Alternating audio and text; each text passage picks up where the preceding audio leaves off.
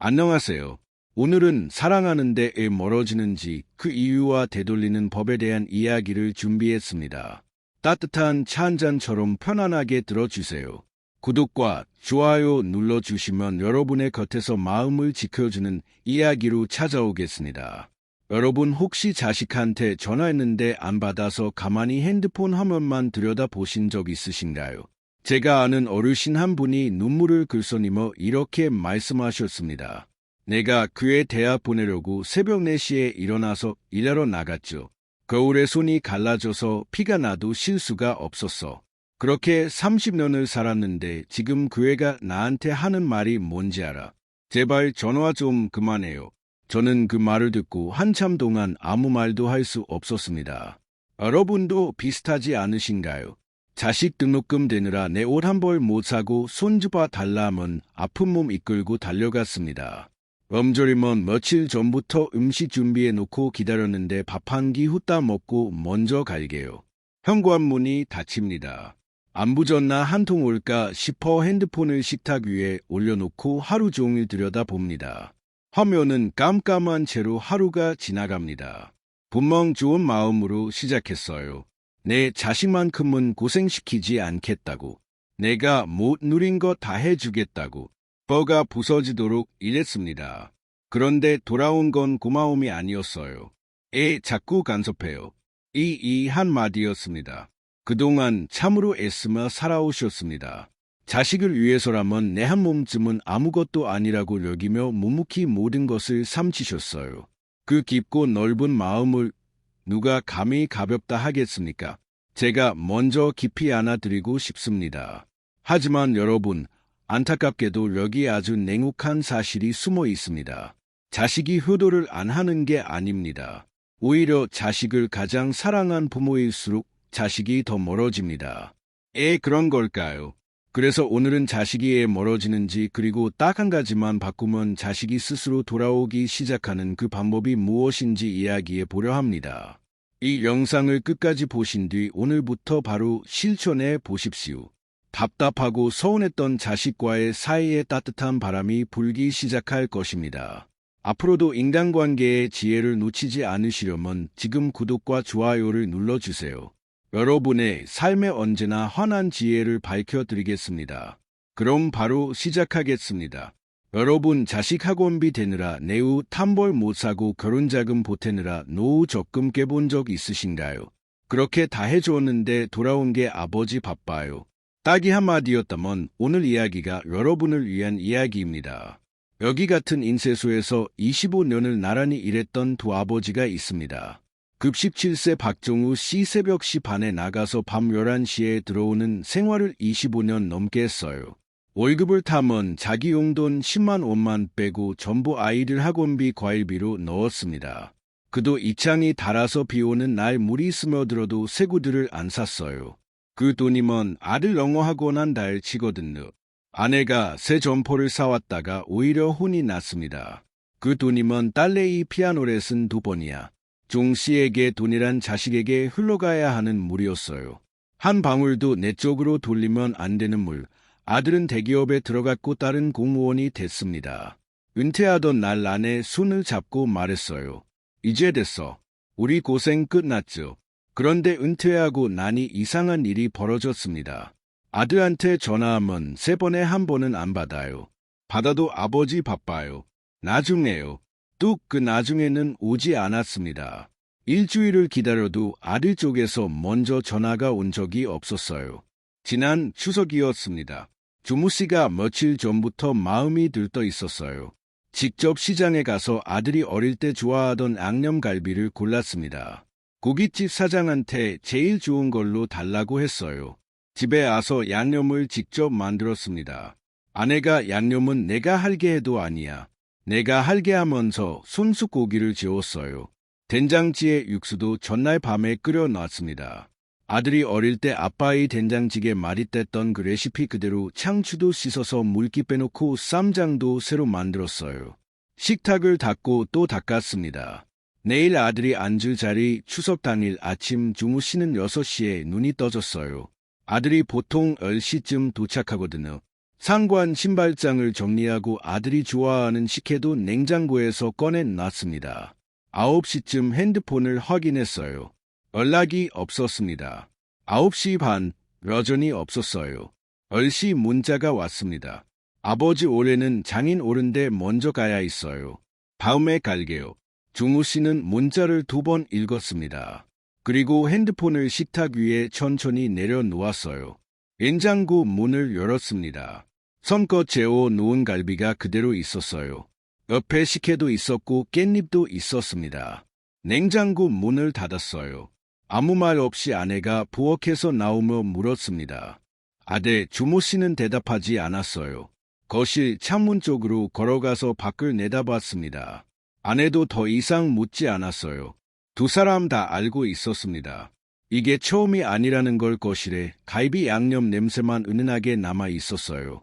아무도 먹지 않을 갈비 냄새가. 저도 처음엔 중우 씨가 억울하다고 생각했어요. 25년을 그렇게 살았는데 아들이 전화를 안 받다니. 그런데 윤 씨를 보고 나서 생각이 바뀌었습니다. 저는 이 이야기를 들었을 때 한참 동안 마음이 무거웠습니다. 25년을 새벽같이 나가서 밤늦게 들어온 사람이에요. 그도에 물이 스며들어도 참은 사람이에요. 그런데 그 사람의 추석이 냉장고 속갈비 냄새로 남아 있었습니다. 화면 같은 인쇄소에서 나란히 인쇄기를 돌리던 66세 윤재식 씨는 좀 달랐습니다. 폰도 비슷했어요. 넉넉하지 않았습니다. 윤 씨도 새벽에 나가서 밤에 들어왔어요. 몸이 천근만근이었습니다. 소파에 눕고 싶었어요. 텔레비전 틀고 눈 감고 싶었습니다. 그런데 이분은 퇴근하면 꼭 하나를 먼저 했어요. 소파에 앉아서 아이들한테 물었습니다. 오늘 학교에서 뭐 재밌는 일 있었어? 아들이 축구했는데 졌어 하면 윤 씨가 아이고 속상하겠네. 멋대 멋이었어. 이러면 아들이 신나서 2대3이었는데 내가 골 넣었거든 하며 한참을 떠들었어요. 딸이 친구랑 싸웠어 하면 그래 많이 서운했겠다. 뭐 때문에 그랬어? 이러면 딸이 아버지 무릎에 기대서 조잘조잘 이야기를 쏟아냈습니다. 어창한 조언을 하지 않았어요. 그래야 나중에 성공한다 같은 말 한 적 없습니다. 그냥 틀어줬어요. 그랬구나. 속상했겠다. 잘했네. 이 세 마디가 윤 씨의 전부였습니다. 윤 씨는 과외비를 많이 못 냈어요. 중호 씨보다 물질적으로 해준 건 훨씬 적었습니다. 그런데 지금 윤 씨의 추석은 좀 달라요. 추석 전날 저녁 아들한테서 전화가 옵니다. 아버지 매일 아침에 갈게요. 뭐 사갈 거 있어요? 윤 씨가 아무것도 필요 없다. 내 얼굴이면 됐다. 하면 아들이 웃으면서 또 그 말씀이시네 합니다. 다음날 아침 현관문이 열려요. 아들이 들어오면서 하는 첫 마디가 이겁니다. 아버지 요즘 무릎은 좀 괜찮아요. 계단 오를 때 안 아파요.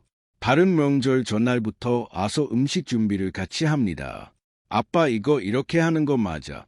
물으면서 윤 씨가 웃으면서 제게 이런 말을 한 적이 있어요. 중호령은 나보다 돈을 10배는 더 쓴 사람인데 나보다 자식 얼굴은 못 봐. 참 아이러니야. 여러분 두 사람의 차이가 뭐였을까요?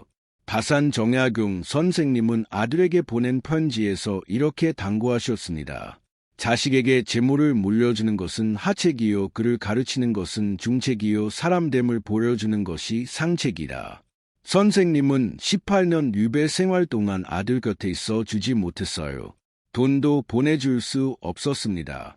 대신 편지를 썼어요. 오늘 무엇을 읽었느냐? 어떤 생각을 했느냐? 아들의 하루를 묻고 자기 하루를 나눴습니다. 돈 한 푼 보내지 못한 아버지의 편지가 200년이 지난 지금까지 남아있어요. 돈은 남지 않았습니다. 마음만 남았어요. 미국 워싱턴 대학교의 심리학자 존트한 박사는 수십 년에 걸쳐 부모와 자녀 사이의 대화 방식을 연구했습니다.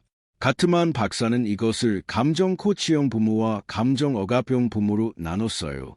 감정 코치형 부모는 아이가 속상한 일을 말할 때 그랬구나 많이 힘들었겠다라고 감정을 먼저 받아줍니다.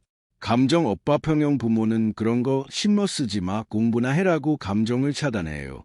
가트한 박사의 연구 결과는 이랬습니다. 감정을 받아준 아이는 커서도 부모한테 할 말이 있습니다. 어릴 때부터 쌓인 대화의 습관이 있으니까요. 삼성을 억압당한 아이는 아버지한테 할 말이 없어요. 평생 대화를 안 했는데 은퇴했다고 갑자기 무슨 말을 하겠습니까? 중 씨의 아들이 딱이 경우입니다. 중우 씨는 지갑을 열었고 윤 씨는 길을 열었습니다. 밥은 차려줬는데 마음은 굶긴 거예요. 그 25년이 지금 냉장고 속 아무도 먹지 않는 갈비 냄새로 남아있는 겁니다. 중우 씨처럼 살아오신 여러분을 탓하는 게 아닙니다. 그 시절은 그게 최선이었어요. 좋고 살기 바빠서 앉아서 이야기할 여유가 없었습니다. 그런데 지금은 다르잖아요. 윤 씨가 한 건 거창한 게 아닙니다. 윤 매일 저녁 소파에 앉아서 오늘 어땠어? 이 한마디를 했을 뿐이에요. 오늘부터 자식에게 전화할 때 밥은 먹었나? 대신 오늘 하루 어땠어? 이 한마디만 건슈. 오래된 우물처럼 처음엔 흙탕물이 나옵니다. 그래도 계속 퍼올리면 맑은 물이 나오기 시작해요.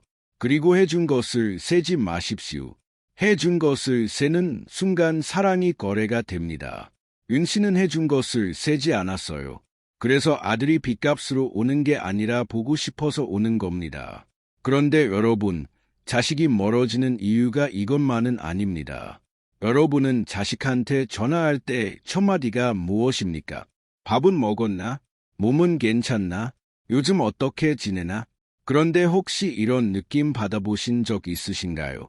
내가 말하기도 전에 자식이 이미 지쳐 있는 것 같은 느낌. 전화를 받긴 받았는데 목소리가 어딘가 멀리 있는 것 같은 느낌. 여러분 잘못이 아닙니다. 사랑해서 한 말이에요. 걱정이 되니까 입이 먼저 열린 겁니다. 그런데 여기 아주 냉혹한 사실이 하나 있어요. 사랑에서 나온 말이 자식의 귀에는 전혀 다른 모습으로 도착하고 있었습니다. 71세 김순덕 권사님 남편이 일찍 세상을 떠나고 아들 하나를 혼자 키웠어요. 공장에서 주간 야간 교대로 일하면서 아들 대학까지 보냈습니다. 아들이 잘 자라주는 게 유일한 삶의 이유였어요. 아들은 35 됐습니다. 회사에 다니고 있지만 아직 미혼이에요. 순덕 권사님은 그게 마음에 걸렸습니다. 아들한테 전화할 때마다 자기도 모르게 같은 말이 나왔어요. 너 이러다 혼자 늙는다. 옆집 아들은 벌써 둘째야. 진심이었습니다. 밤에 잠이 안 올 만큼 걱정했어요. 새벽 기도 때도 아들 이름을 제일 먼저 올렸습니다. 세상에서 아들을 가장 사랑하는 사람이 이분이라는 건 누구도 부정 못해요. 그런데 명절에 아들이 온다고 했을 때 일이 벌어졌습니다. 촌덕 권사님이 일주일 전부터 준비를 시작했어요. 아들이 어릴 때 좋아하던 잡채를 만들었습니다. 소고기는 한우로 샀어요. 평소엔 안 사는 건데 아들 오는 날이니까 시금치나물, 도라지나물, 고사리나물 하나하나 간을 보면서 만들었어요. 아들이 청학교 때 엄마 이 시금치나물 맛있댔던 그 맛 그대로 아들 방에 들어가서 이불을 새로 깔았습니다. 베개 커버도 빨아서 널어놨어요. 아들이 하루만 자고 가도 좋겠다 싶었어요. 상관문이 열렸습니다. 아들 얼굴을 보는 순간 반가워서 입이 먼저 열렸어요. 아, 너 얼굴이 왜 이렇게 안 좋아? 밥은 제대로 먹고 다니나? 회사에서 무리하는 거 아니지? 아들이 신발을 벗다가 멈췄습니다. 고개를 들지 않았어요. 그리고 낮은 목소리로 말했습니다. 엄마, 오늘은 잔소리 좀 하지 마. 첫 마디가 그거였어요. 보고 싶었다도 아니고 잘 지냈나? 도 아니고 손덕 권사님은 입을 다물었습니다. 밥상을 차리는 동안 아무 말도 안 했어요. 아들은 밥을 먹고 방에 들어가서 문을 닫았습니다. 손덕 권사님이 방문 앞까지 갔어요. 손을 올렸다가 내렸습니다. 올렸다가 또 내렸어요. 결국 두드리지 못하고 부엌으로 돌아왔습니다. 싱크대에 손을 짚고 한참을 서 있었어요. 12가지 반찬이 거에 그대로 남아 있었습니다. 혼자서 키운 아들이에요. 새벽에 공장 나가면서도 밥상 차려놓고 야간 끝나고 돌아와서 도시락 싸던 아들. 그 아들이 지금 방문 하나를 사이에 두고 나오지 않습니다. 저는 순덕 권사님 이야기를 들으면서 생각했어요. 이분이 나쁜 엄마인가요? 아닙니다. 세상에서 아들을 가장 사랑하는 엄마예요. 그런데 그 사랑이 방문 하나를 사이에 두고 막혀 있었습니다. 아들 입장에서 보면 이렇습니다. 엄마한테 전화가 오면 받기 전부터 내용을 알아요. 론, 건강, 직장 10년째 같은 말입니다. 엄마가 걱정해서 하는 말인 건 압니다. 그런데 매번 그 말을 들으면 이렇게 들려요. 넌 아직 부족하다. 넌 혼자서는 못한다. 전화를 받을 때마다 시험을 보는 기분이에요. 매번 같은 문제지를 봤는데 답을 못 내면 혼나는 느낌. 그러니 전화를 안 받는 게 아니라 전화 받을 힘이 없는 겁니다. 현관문을 열기 전부터 이미 지쳐 있었어요. 그래서 첫 마디가 잔소리 좀 하지 마가 된 거예요. 그게 아들이 할 수 있는 최선의 부탁이었습니다. 반면 같은 교회에 다니는 69세 조영자 권사님은 상황이 비슷한데 방식이 완전히 달랐어요. 이분도 남편 없이 딸 하나를 혼자 키웠습니다. 딸이 37인데 역시 미혼이에요. 걱정이 안 되겠습니까? 권사님들 모임에서 누가 우리 아들 결혼한다 하면 화장실에 가서 눈물을 훔친 적도 있었어요. 밤마다 천장 보면서 날 걱정했습니다. 제가 주권사님한테 비교를 물었을 때 이분이 한 대답이 아직도 기억납니다. 나는 딸한테 전화할 때 딸 걱정을 내려놓고 걸어요. 매개하려고. 그런데 주권사님은 그 걱정을 딸한테 쏟아내는 대신 다른 걸 했어요. 딸한테 전화하면 자기 이야기를 먼저 꺼냈습니다. 나 오늘 복지관에서 요가 배웠는데 말이야. 다리가 안 올라가서 선생님이 웃더라. 딸이 빵 터지면서 엄마 진짜 합니다. 옆에 박교사님은 더 웃겨 앞으로 숙이다가 방귀를 뀌었어. 날이 깔깔대면서 엄마 다음에 나도 데려가. 그래요. 저런 이야기 한마디 안 했습니다. 직장 걱정도 안 했어요. 대신 엄마가 오늘 웃긴 일이 있었다는 걸, 엄마가 뭔가 새로운 걸 배우고 있다는 걸, 엄마가 잘 살고 있다는 걸 보여줬어요. 딸이 격주로 찾아왔습니다. 올 때마다 요가복을 선물로 사왔어요. 엄마 이거 입고 해봐. 잘 늘어나. 들어오면서 하는 첫마디가 순덕 권사님 아들과는 완전히 달랐습니다. 엄마 이번 주에 요가 갔어. 그 박여선님 또 방귀 꼈어. 같은 상황이에요. 혼자서 자식을 키운 엄마. 이혼인 자녀. 걱정은 두 사람 다 하늘 만큼이었습니다. 순덕 권사님은 걱정을 입으로 쏟아내셔요. 주권사님은 걱정을 삼키고 자기 일상을 보여줬습니다. 춘덕 권사님의 전화는 아들에게 시험지였고 주권사님의 전화는 딸에게 예능 프로그램이었어요. 미국 오하이오 주립대학교 연구팀이 성인 자녀 수천 명을 대상으로 부모와 멀어진 이유를 조사했어요. 가장 많이 나온 답이 뭔지 아세요? 도도 문제도 아니고 거리가 멀어서도 아니었습니다. 부모의 반복되는 걱정과 간섭이었어요. 쉽게 말하면 이겁니다. 걱정해서 나온 말이라도 매번 방대면 자식 귀에는 넌 아직 부족해로 들린다는 거예요. 부족한 사람 취급을 받는 자리에 자꾸 가고 싶은 사람은 없습니다. 순덕 권사님 아들이 현관에 들어서기도 전에 이미 지쳐 있었던 이유가 이거였어요. 악을 바르려고 손을 뻗었는데 내 손에 칼이 들려 있었던 겁니다. 주권사님은 칼 대신 웃음을 들고 손을 뻗었어요. 그러니 딸이 그 손을 피하지 않고 잡은 거예요. 걱정은 우산과 같아요. 비가 오를 때 펼쳐야 도움이 됩니다.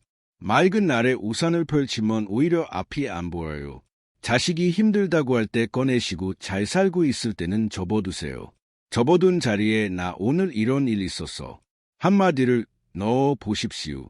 주권사님이 한 것도 그게 전부였어요. 우산을 접고 웃음을 꺼냈을 뿐입니다. 정약용 선생님이 강진 유배 시절 마을에서 혼자 아들을 키우는 어머니를 만나셨어요. 선생님이 물었습니다. 아이가 걱정되지 않습니까? 어머니가 말하셔요. 걱정은 가심에 묻어라죠. 입에 올리는 순간 아이한테 짐이 되니까요. 선생님은 그 한마디를 오래 생각하셨습니다. 그리고 이렇게 적으셨어요.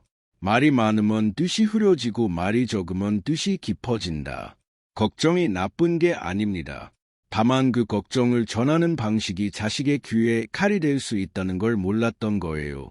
그런데 여러분 한 가지 생각해 보신 적 있으신가요? 내가 이렇게까지 희생했으니까 자식이 고마워해야 맞는 거 아닌가? 당연히 그래야 할 것 같죠. 그런데 그 희생이 오히려 자식을 짓누르고 있었다면요. 사실 이건 자신만의 이야기가 아닙니다. 형제 사이도 부부 사이도 똑같아요. 혹시 이런 경험 있으신가요? 명절에 형제들이 다 모였습니다. 밥도 먹고 얘기도 했어요. 그런데 어머니 병원비는 아무도 안 꺼냅니다. 나도 못 꺼냈어요. 괜히 분위기 망칠까 봐 그러다 형제들이 먼저 갈게 하고 현관문을 납니다. 나는 설거지하면서 속으로 생각해요. 또 내가 내겠구나. 용기를 내서 겨우 꺼낸 말이 청구서가 되어 버리는 순간이 있습니다. 아니면 이런 경우도 있으십니까? 용기를 했습니다. 겨우 꺼냈어요. 우리 이번 달 병원비 어떻게 할까? 그랬더니 돌아오는 말이 나도 요즘 빠듯해. 그 빠듯한 사람이 지난달을 해외여행을 다녀왔습니다. 말하더니 싸움 날 것 같고 삼키 전이 속이 터지고 나는 매달리는데 형제는 모른 척 밤에 천장 보면서 혼자 속 끓여 보신 적 있으시다머니 이야기 꼭 들어주십시오. 60밭의 한종석 씨 참남매 중 막내딸입니다. 어머니가 치매 판정을 받은 지 4년째예요. 요양병원비가 한 달에 200만 원 가까이 나옵니다. 간병인 비용 기저귀값까지 합치면 250만 원이 넘는 달도 있어요. 이 돈을 정숙 씨가 혼자 내고 있습니다. 큰 오빠는 서울 강남에 아파트가 있어요. 전화하면 나도 빠르채야 합니다. 둘째 언니는 시어머니 모시느라 여유가 없어. 그러면서 SNS에 해외여행 사진을 올립니다.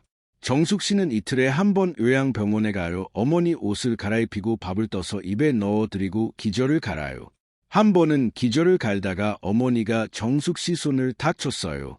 아프셔서 그런 건지 싫어서 그런 건지 어머니 눈이 낯설습니다. 딸을 못 알아보는 눈이었어요. 너 누구야? 정숙 씨는 기저귀를 다 갈고 복도에 나와서 자판기 커피를 뽑았습니다. 한 모금도 못 마시고 그냥 들고서 있었어요. 그래도 괜찮았습니다. 내 어머니까 내가 해야 하니까. 정숙 씨는 그렇게 4년을 버텼어요. 지난 설날이었습니다. 오랜만에 삼남매가 모였어요. 정숙 씨가 용기를 했습니다. 밥 먹는 중간에 조심스럽게 꺼냈어요. 오빠, 언니, 어머니 병원비 좀 같이 내자. 한 달에 70만 원씩만 큰 오빠가 젓가락을 탁 내려 놓았습니다. 내가 가까이서 하니까 내가 하는 게 맞지. 우리는 명절마다 내려오는 것만 해도 교통비가 얼마돼 타기 조용해졌어요. 정숙 씨는 아무 말도 못했습니다. 입술만 다시고 했어요. 4년이에요. 이틀에 한 번 병원에 가서 기저귀를 갈고 너 누구야? 소리를 들으면서 혼자 버텼습니다. 그런데 돌아온 말이 교통비가 얼만데. 그날 밤 정숙 씨가 설거지를 하다가 남편한테 말했어요. 설거지하는 손이 멈추지 않았습니다. 만편 쪽을 보지도 않았어요. 나 지쳤어. 근데 그건 참을 수 있었어. 오빠가 그 말을 할 때 4년 동안 내가 한 게 전부 아무것도 아닌 것 같더라. 그게 제일 저러워. 남편이 아무 말도 못했습니다. 정숙 씨 등이 떨리고 있었거든요. 저도 그 말 앞에서 아무것도 할 수 없었습니다. 여기까지가 정숙 씨 이야기의 앞부분이에요. 여러분 마음이 어떠세요? 아마 속이 뒤집어지실 겁니다. 당연해요. 정숙 씨는 충분히 화낼 자격이 있는 사람이에요. 4년을 혼자 버틴 그 마음을 누가 가볍다 할 수 있겠습니까? 그런데 여기서 정숙 씨가 한 가지를 선택하게 됩니다. 그 뒤로 정숙 씨가 형제한테 전화할 때마다 이 말을 하기 시작했어요. 내가 4년 동안 혼자 다 했잖아. 오빠는 기저귀 한 번이라도 갈아봤어. 틀린 말입니까? 아닙니다. 100번 맞는 말이에요. 정숙 씨가 그 말을 할 자격이 충분합니다.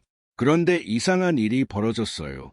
이 말을 할수록 오빠가 전화를 안 받기 시작했습니다. 언니는 카톡을 읽고도 답을 안 했어요. 추석에도 안 왔습니다. 정숙 씨는 더 억울해졌어요. 더 따졌습니다. 빠질수록 더 멀어졌어요. 많은 말을 하는데 왜 더 멀어지는 걸까요? 같은 요양병원 복도에서 매주 마주치는 분이 있었어요. 68세 윤말순 씨, 이분도 사남매 중 셋째입니다. 어머니 간병 5년째예요. 상황이 정숙 씨와 판박이입니다. 큰 오빠 나타나고 동생들 핑계만 대고 다를 게 없었어요. 마이순 씨도 처음엔 정숙 씨처럼 했습니다. 오빠한테 전화해서 따졌어요. 오빠 이번 달 병원비 어떻게 할 거야? 오빠는 말을 돌렸습니다. 알았어, 알았어. 하고 전화를 끊었어요. 돈은 오지 않았습니다. 마이순 씨가 혼자 또 냈어요. 이게 2번, 3번 반복됐습니다. 그러다 어느 날 마이순 씨가 어머니 병실에서 나오다가 복도 창문 앞에 멈췄어요. 바깥에 비가 오고 있었습니다. 마이순 씨가 그 비를 한참 보다가 생각했대요. 내가 이렇게 계속 따지면 어떻게 되지? 오빠가 미안해서 돈을 낼까? 아니면 더 피할까? 답은 알고 있었습니다. 오빠는 피했어요. 5년째 피하고 있었으니까요. 그날부터 마이순 씨는 전략을 바꿨어요. 정숙 씨가 어느 날 복도 벤치에서 마이순 씨한테 물었습니다. 정숙 씨 눈이 퉁퉁 부어 있었어요. 언니는 안 억울해. 혼자 이러고 있으면서 마이순 씨가 잠깐 웃었어요. 피곤한 웃음이었습니다. 억울하지. 근데 나는 그 말을 안 해. 억울하다고 말해봤자 오빠가 미안해지는 게 아니라 무거워지거든. 무거우면 도망가. 마이풍 씨가 한 건 이거였습니다. 명절에 오빠가 오면 따지지 않았어요. 대신 오빠 손을 잡고 어머니 병실에 같이 들어가십니다. 오빠 어머니가 오늘 좀 좋아? 오빠 얼굴 보면 좋아하실 거야. 어머니가 큰아들 손을 꼭 쥐셨어요. 말은 못 하셨지만 눈이 축축해지셨습니다. 오빠가 어머니 손을 잡고 한참을 앉아 있었어요. 참고로 저녁 햇살이 들어왔습니다. 병실이 조용했어요. 의료기기 삑삑삑 소리만 들렸습니다. 어머니 손가락이 움직였어요. 오빠 손을 더 꼭 쥐려는 것 같았습니다. 오빠가 고개를 숙였어요. 어머니 얼굴을 가까이에서 봤습니다. 치매로 아무도 못 알아보시던 어머니가 큰아들 손은 놓지 않으셨어요. 병실을 나왔을 때 오빠 눈이 빨갰습니다. 오빠가 복도벽에 등을 기댔어요. 한도 아무 말도 못했습니다. 마이순 씨도 아무 말 안 했어요. 둘이 그냥 복도에서 있었습니다. 한참 뒤에 오빠가 주머니에서 봉투를 꺼내 마이순 씨한테 내밀었어요. 이거 못해라. 마이순 씨가 아류랬어 오빠 했더니 오빠가 고개를 숙이면서 말했습니다. 내가 그동안 너한테 너무 미안했어. 마이순 씨가 봉투를 받았어요. 아무 말 없이 받았습니다. 그냥 받았어요. 그리고 오빠 어깨를 한번 두드렸습니다. 이게 전부였어요.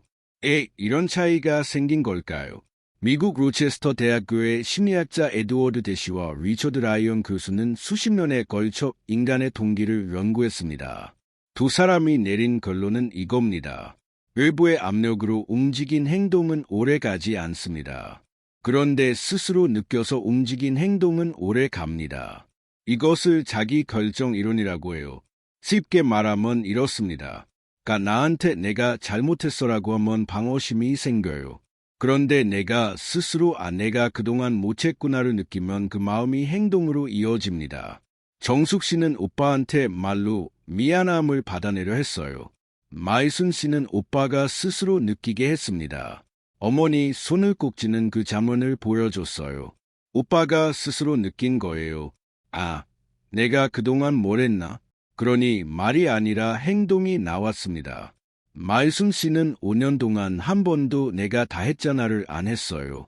그런데 오빠가 먼저 미안하다고 했습니다. 정숙 씨는 4년 동안 매번 따졌어요. 많은 말만 했어요. 그런데 오빠가 전화를 끊었습니다.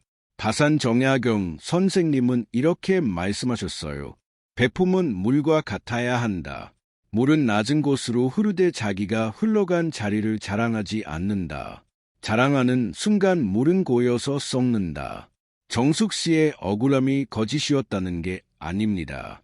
4년을 혼자 버틴 그 마음은 진짜예요. 누구보다 대단한 분이에요. 다만 안타까운 건 그 대단한 배품을 입으로 꺼내는 순간 천물이 청구서로 바뀌어 버렸다는 거예요. 청구서를 받으면 사람은 고맙기보다 부담스러워집니다. 부담스러우면 피해요. 뉴요서가 아니라 무거워. 마이선 씨는 말 대신 장면을 보여줬어요. 오빠한테 내가 얼마나 안 했는 말하지 않고 어머니가 오빠 손을 잡는 그 장면을 보여줬습니다. 오빠가 스스로 느낀 거예요. 아, 내가 그동안 뭘 했나? 말로 받아낸 게 아니라 침묵으로 받아낸 겁니다. 내가 온 뒤에 땅이 젖어 있듯이 베품은 말하지 않아도 창대가 알아요. 말로 꺼내면 선물이 청구서가 됩니다. 형제 사이만 그런 게 아닙니다. 부부도 친구도 자식도 마찬가지예요. 사랑을 주고 나서 그걸 입에 올리는 순간 받는 사람은 고마움 대신 무거움을 느낍니다. 사람이 멀어지는 건 사랑이 부족해서가 아니에요. 사랑을 준 뒤에 그걸 놓지 못해서 오늘 이야기를 들으시면서 혹시 떠오른 얼굴이 있으신가요?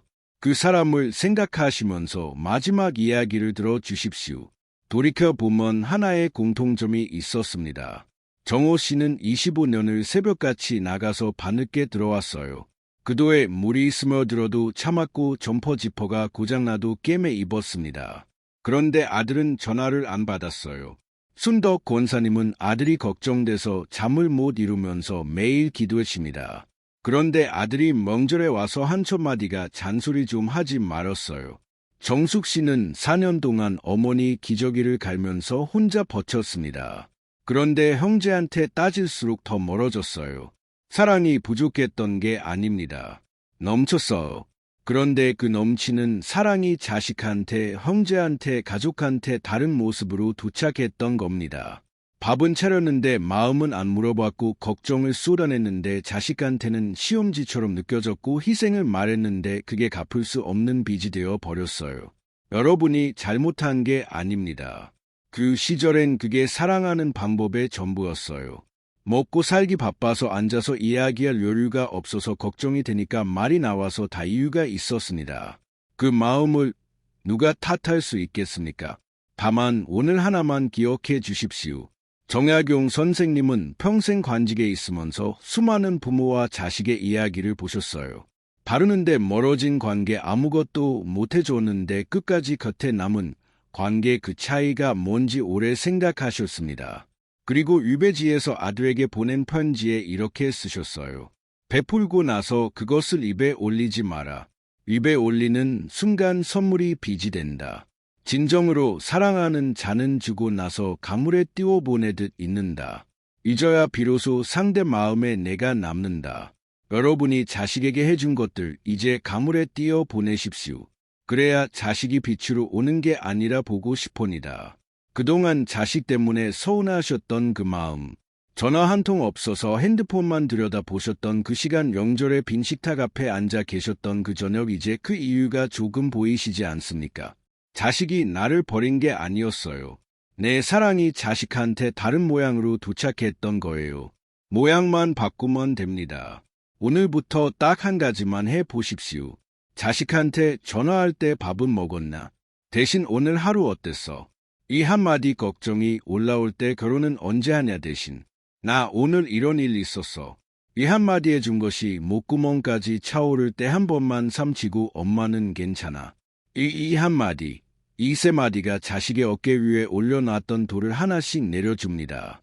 돌이 내려가야 고개를 들어. 고개를 들어야 부모 얼굴을 봅니다. 빛으로 오는 자식이 아니라 보고 싶어서 오는 자식. 외모로 받는 전화가 아니라 목소리가 듣고 싶어서 거는 전화. 그날이 올 겁니다. 저는 이 이야기들을 전해드리면서 매번 저 자신도 돌아보게 됩니다. 나는 지금 누군가에게 지갑을 열고 있는지 아니면 길을 열고 있는지 배려하느라 내 마음 돌볼 틈 없이 살아오신 여러분의 다정하고 따뜻한 심성을 누가 함부로 탓할 수 있을까요? 그동안 참으로 애쓰며 살아오셨습니다. 여러분은 충분히 사랑받을 자격이 있는 세상 누구보다 귀하고 존경받아야 할 분들입니다. 오늘 전해드린 이야기가 자식 때문에 서운하고 허전했던 여러분의 마음에 작은 위로가 되었기를 진심으로 바랍니다. 오늘 영상이 도움이 되셨다면 구독과 좋아요를 눌러주세요. 앞으로도 여러분의 삶의 따뜻한 지혜를 전해드리겠습니다. 현인의 등대였습니다.